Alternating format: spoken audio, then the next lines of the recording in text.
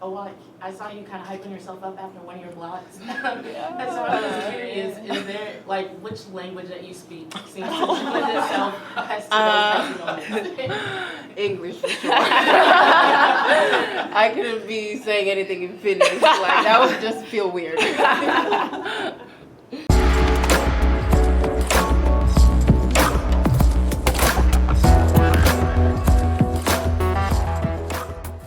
This is the Dallas Wings post-game show right here, brought to you by dopecontent.com and dallashoop.com. This is the Dallas Wings update. I am your host, K-Lou. And as you see, we got our special guest back. It's been a while. There's been some miscommunication on over here, but y'all know the platform is open to everybody. And but anyway, we always let them introduce themselves, so. What up? I'm Jazz Monet, the host of Bitches Love Sports. You can find me on YouTube. Just go to Bitches Love Sports. Also on Instagram under It's Jazz Monet now. So you don't have to look for my roller derby name. Now it's just It's Jazz Monet on Instagram. Those are the best two places to find me. Yes, there was some miscommunication. Also, a need to sleep. Like, I've been getting up hella early to work, but I'm here now. So let's talk about this game. And for those looking for Mason, he's right here too. He's not on the camera right now, but he's right here too for those looking for Mason. We can share the mic if you want to. I mean, yeah, anytime you want to come, He's Mason. like, nah. But Dallas Wings get a 91-85 win over the Indiana Fever. They win the series against the Indiana Fever. Right here in the American Airlines Center. Big game, sold out crowd. Half of it was for Indiana, but either way, it was a sold out crowd. Overall thoughts on the game? Man, it was a big game, big crowd, big stats. Like, the Wings showed up in ways people literally did not expect. Because of how they've looked the past few games, I think people thought that they didn't have any answers. I think they thought that without AZ Fudd to stretch the floor on offense and without her to do her thing on defense, because she kind of like chameleoned herself into the 3-and-D player that the Wings needed early in the season, and she became that and then got hurt. And between her and Isaiah James being missing, the Wings were definitely looking for answers over their past few losses. But they found them tonight, though. Yeah. Like, you got a walk with 7 blocks. 7. You got Jess Shepard scoring in the 20s. What was it, 26, 27 points? 26 and 8. Arike Ogunbowale with an offensive performance we have not seen from her in a while with, 32 points? I'm not looking at the stats. Yeah, she had 32 points. She was 12 of 22, 3 assists, 2 rebounds. But here's the thing that I think a lot of people were waiting for, and it was the fourth quarter, because there have been a few games throughout the course of the season, if we're being honest, where so much came down to the fourth quarter, and there were times where they were able to pull it off in the fourth, but as of late, that's when they've been losing it. Teams literally doing almost nothing more but picking up the pace, picking up the intensity in the fourth quarter, and the Wings kind of folding. And so when they went into this game, I think with a 5-point lead in the fourth quarter, or when they went into the quarter with a 5-point lead, they went into the fourth quarter with a 5-point lead, I think a lot of people were kind of holding their breath. And it did end up being the Indiana Fever's highest scoring quarter. But guess what? It was the highest scoring quarter for the Wings, too. Yeah. They showed up. They didn't fold this time. They showed up. They kept playing defense. They held Caitlin Clark to 4 of 15. They held Sophie Cunningham, not that this is major, but 0-0-0-1 was her stat line. And they basically showed why they are the resilient team that Coach described them as being in his pregame press conference. So super proud of them both as a team and also for individual performances. You also had Paige, I don't go for rebounds, Beckers with 6 rebounds. I'm just saying, that's a good number for her. She literally said, that's why I don't be going for rebounds. Well, she did tonight. She did. And it made a big difference. Between that, the blocks, the scoring, they look like a team. I don't know if all the answers are duplicable every night. Like, I don't know if I'm going to expect Arike to shoot as many times as she shot, much less that percentage that she shot for tonight. Because I think she was, 12 of 22? Yeah. That's not something that we typically see for Arike. I don't think that's something that we would normally expect, right? Same thing with Awad getting 7 blocks. She broke a franchise record. We're not going to expect that every night, right? But what they can duplicate from tonight was on defense, those switches. Yeah. It was amazing, right? Yes. And the funny thing about that, so I do expect Arike to shoot more because of the injuries to AZ and Isaiah. So I am expecting that. And another funny thing is Awak, the game before, I believe she had 4 blocks, which was the previous record. And then she came out tonight with 7. So maybe this is a common thing to finish the season.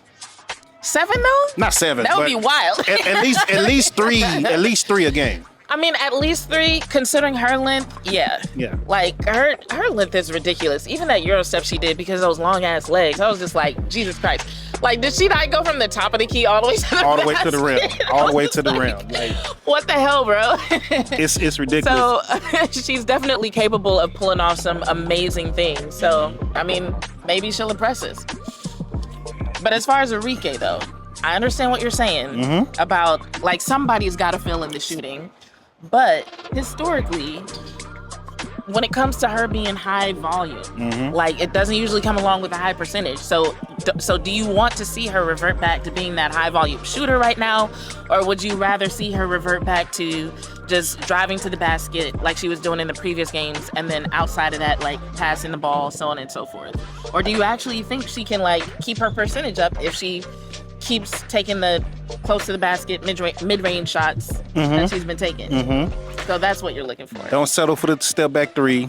Keep attacking the rim. This is something I believe last time you was on, I said this is what I wanted. It might have been Mason that I said what I want from Arike is to see her attack the rim more, attack inside the perimeter, because when she does that, I mean, they really can't guard her, right? She's still one of the quickest guards in the league. She still has one of the best handles in the league, and I think that opens up her 3-point game. So if she starts out attacking like she attacks, the 3-pointer is going to come. So she's definitely got some of the best handles in the league, and she showed them off tonight too. Yeah, that was fun to watch. I can't lie. You might have a point because she was 12 of 22 tonight, but she was only 2 of 6 from 3. Right. So I think if she keeps that ratio of 3-pointers to field goals, like, maybe this could work. I personally love seeing her drive to the basket. One, she's got, like, a very aggressive demeanor on offense that I think puts itself to better use when she's driving to the basket anyway. I love that from her.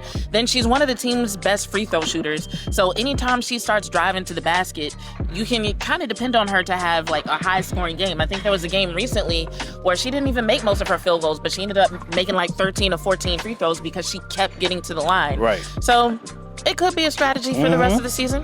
You might have a point. Keep doing it, and they will be just fine. She will be just fine.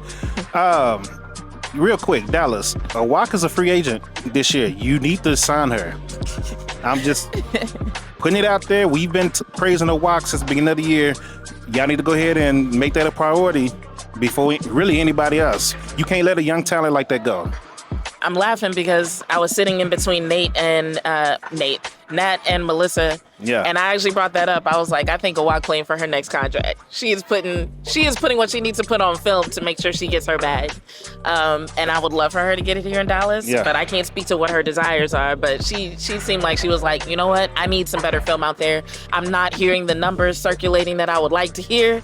Had a talk with my agent. So let me go ahead and show off real quick.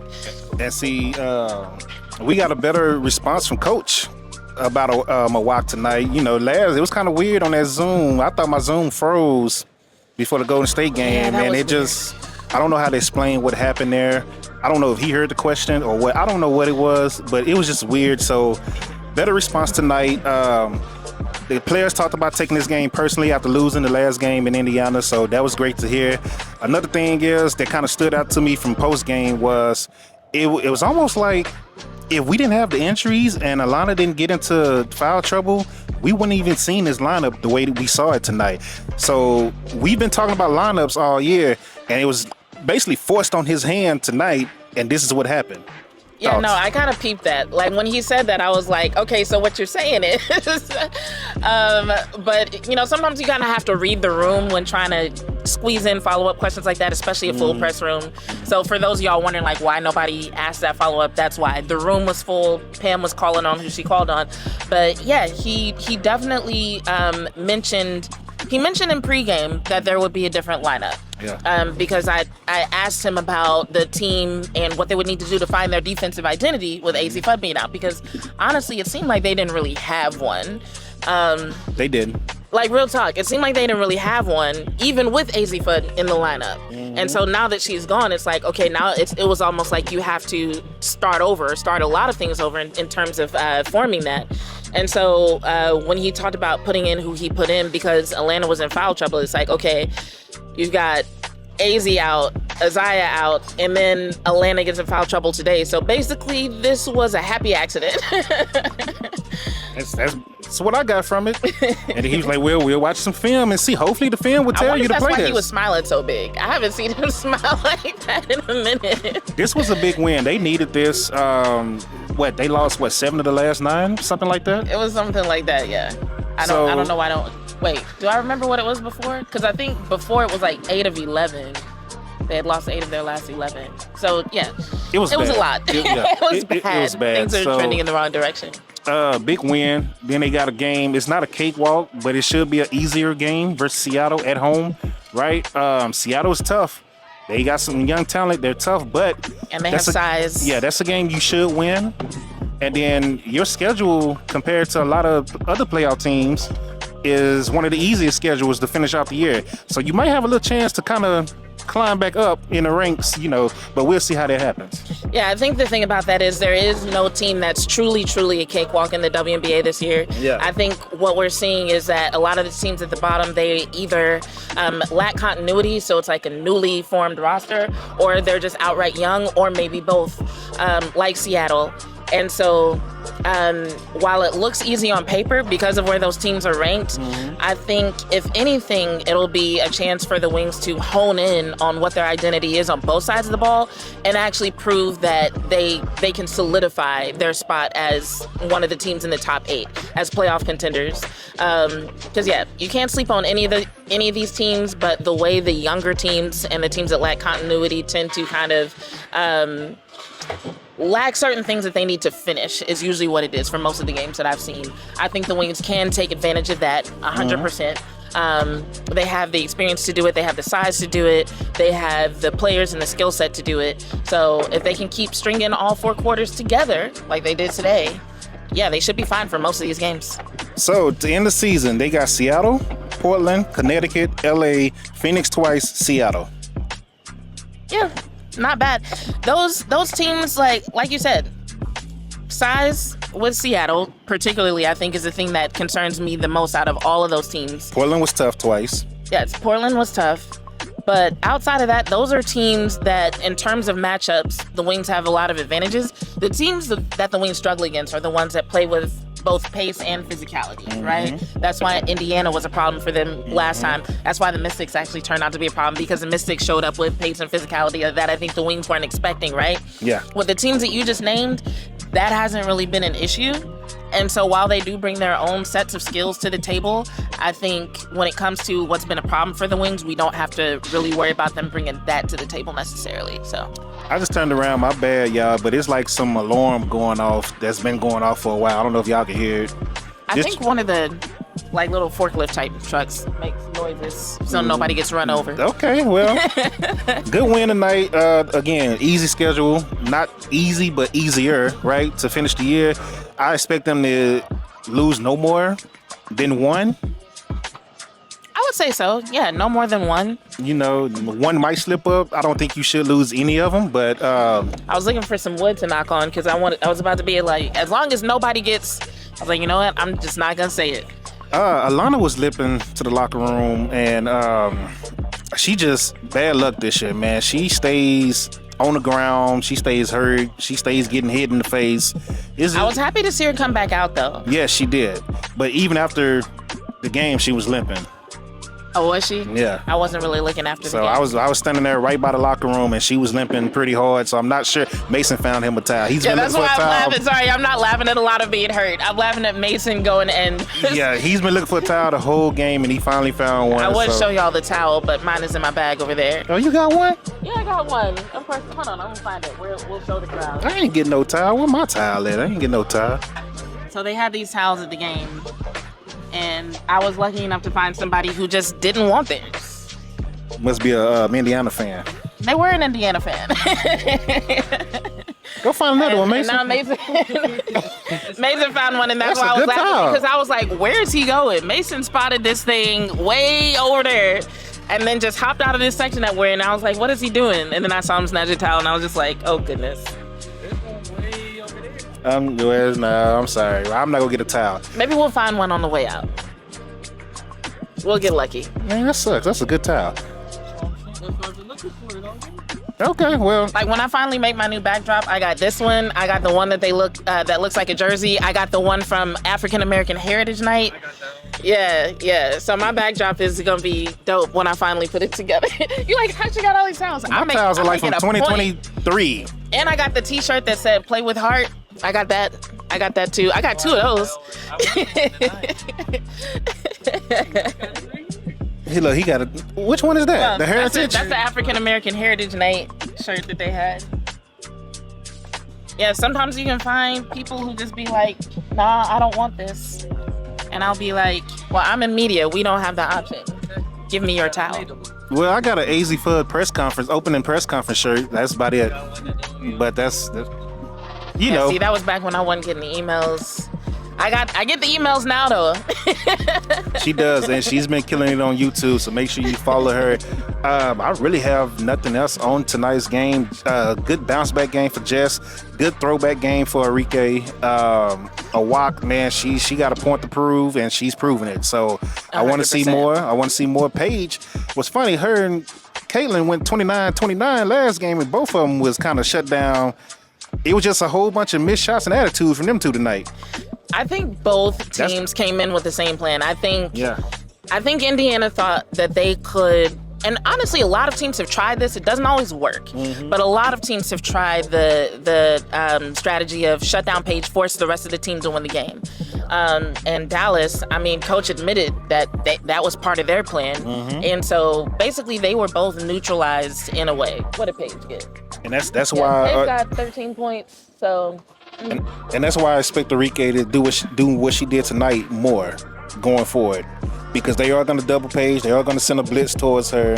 What did Paige have again? I think Paige had 13. She was 5 of 16. Caitlin had 10. She was 4 of 15. Yeah. So it's left up to the rest of the team. So with Arike, I think she's finding a sweet spot. I think whenever she was going from being, the high volume shooter to the drive to the basket facilitator, it was kind of tough and she kind of dampened things down. Now she's figuring out how to incorporate her natural physicality.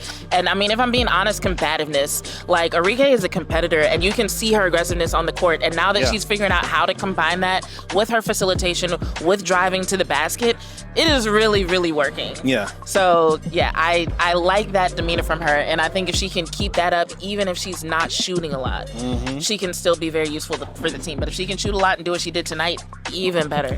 The way she was posting up and bagging the guards into the paint, I loved it. And it almost felt like it was contagious, right? Because she came with a different attitude. I would say even Jess did. I think that's why the switches were working, because they were just very much all alert and playing quick and fast and aggressive. So.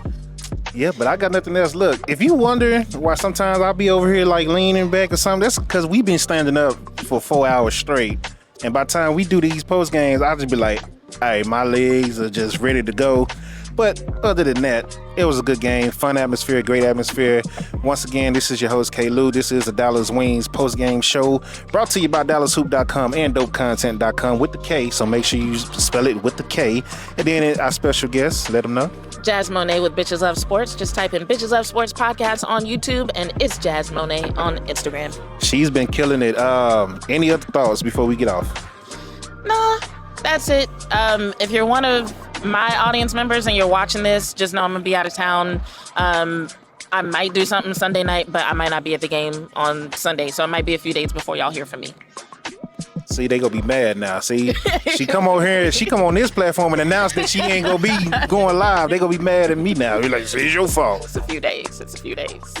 But that's it. You can't do a few days on YouTube. They be tripping on YouTube. I might try. Okay, so if I go live this weekend, I might be dressed like a fairy, okay? So if y'all are okay with that, then then I'll go live. But if I go live and y'all start roasting me in the chat, I'm shutting it down. That's it. Look, y'all have fun. I'm gonna let her decide what she do with her page. Until next time, thank y'all for watching. One of us will be here Sunday. If not both, if not all. We'll see. We'll figure it out once Sunday get here, right? Until next time, y'all be safe. Thank you for watching. Hit the like button. Subscribe if you're watching on YouTube. If you're watching on the website, thank you for watching on the website. Till next time, K. Lou and Jazz Monet, we out. Yep. Yeah, I thought I was done. I'm not done. We're back over here at 106 and 107. Yeah, she got lucky tonight. That's all I'm gonna tell you, because Amazon Prime had all their cameras in the way tonight, so we couldn't stand in our usual section. That's the only thing that saved her, because I pulled up and then I walked straight to the officer that she called on me last game, and I was like, hey, because she was like, you can't stand here today because we got Amazon and all that. So I was like, hey, I ain't listening to you. Officer, what's the deal for the night? And the officer told me, like, yeah, Amazon, you can't be up here. I said, okay, respect to the officer. So shout out to the officer. I don't remember your name, officer. But yeah, she got lucky tonight. That's all I'm gonna say. Sophie Cunningham fans, y'all want to keep talking about basketball? What she do tonight? That's what she did. There you go. So now we're done. I just had to get that out the way.